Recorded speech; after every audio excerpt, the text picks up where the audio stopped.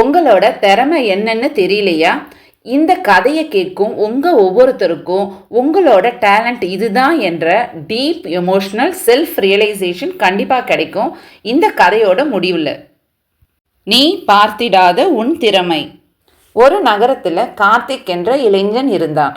அவனுக்கு எப்பவுமே ஒரு கேள்வி மட்டும் தொடர்ந்துக்கிட்டே இருந்துச்சு.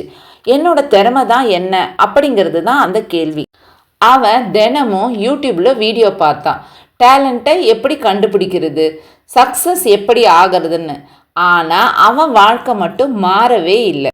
அவன் ஒரு நாள் மனம் உடஞ்சி சொன்னான், எல்லாருக்கும் டேலண்ட் இருக்கு, எனக்கு மட்டும் இல்லை. அந்த இரவு அவன் தூங்கிக்கிட்டு இருந்தான். அப்பொழுது அவனுக்கு ஒரு கனவு வந்துச்சு. அவன் ஒரு பெரிய அரங்கத்தில் நின்றுக்கிட்டு இருந்தான். அங்கே நூற்றுக்கணக்கான கதவுகள், ஒவ்வொரு கதவிலும் ஒரு பேர் இருந்துச்சு. சிங்கர், ஆர்டிஸ்ட், பிஸ்னஸ்மேன், ரைட்டர் அப்படின்னு. அவன் ஒவ்வொரு கதவாக திறந்தான். அவன் உள்ளே போனான்.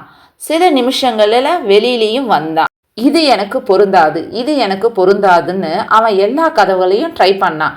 ஆனால் எந்த கதவும் கடைசி வரைக்கும் அவனுக்கு பொருந்தலை. கடைசியில் அவன் ஒரு சின்ன கதவு தூசியில் மறைஞ்சிருக்கிறத பார்த்தான். அதில் எந்த பேருமே தெரியலை. அவன் சிரிச்சான், இது என்னடா, இதில் என்ன இருக்கும்னு. ஆனால் வேற வழி இல்லாமல் திறந்து உள்ளே போனான். அங்கு அவனுடைய வாழ்க்கை காட்சிகள் ஓடின. அவன் நண்பர்களுக்கு ஐடியா கொடுத்தது, அவன் வீட்டில் ப்ராப்ளத்துக்கு சொல்யூஷன் சொன்னது, அவன் குழந்தைகளோட பேசும்போது அவங்க சிரித்து மகிழ்ந்தது அப்படிங்கிற காட்சிகள் விரிவாக ஓடுச்சு. அவன் அதிர்ச்சி அடைந்தான். இது நாம் தினமும் செய்யறது தானே. அந்த நேரத்தில் ஒரு குரல், நீ தேடின டேலண்ட் நீ வாழ்ந்த வாழ்க்கையிலேயே இருக்குது. அவன் மெதுவாக புரிந்து கொண்டான், அவன் ஒரு ப்ராப்ளம் சால்வர். ஆனால் அவன் அதை டேலண்ட்டுன்னு ஒருபோதும் நினச்சதில்லை. அவன் கண்ணை திறந்தான். அது ஒரு கனவு. ஆமாம், அது ஒரு கனவு தான். ஆனால் அந்த கனவுல அவன் கண்ட உண்மை கனவல்ல. அவன் உடனே ஒரு காகிதம் எடுத்தான், எழுத ஆரம்பித்தான். நான் தினமும் எதை இயல்பாக செய்கிறேன், நான் எதை செய்யும்போது அது எனக்கு சுலபமாக வருது, எதை செய்யும் பொழுது நான் என்னோட நேரத்தை மறக்கிறேன் அப்படிங்கிறத அவன் எழுத ஆரம்பித்தான். அதுலேயே அவனுக்கு அவனுடைய பதில் கிடைச்சிது. ஆமாம், அவனோட டேலண்ட் ப்ராப்ளம் சால்விங். இத்தனை நாளாக அவனோட காலடியில் இருந்த திறமையை அவன் திறமைன்னு கூட நினைக்கல.